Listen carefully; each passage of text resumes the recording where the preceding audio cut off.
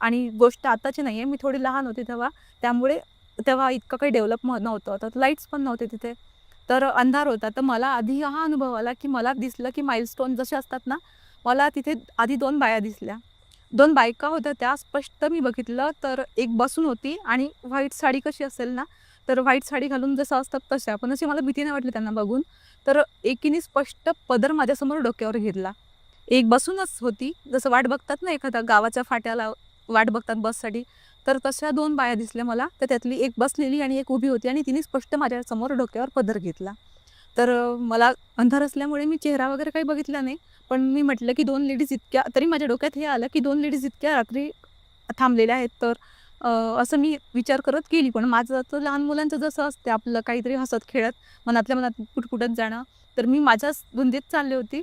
पण नंतर मी जसं मागे बघितलं तर ते 2 लेडीज नसून माइलस्टोन होते.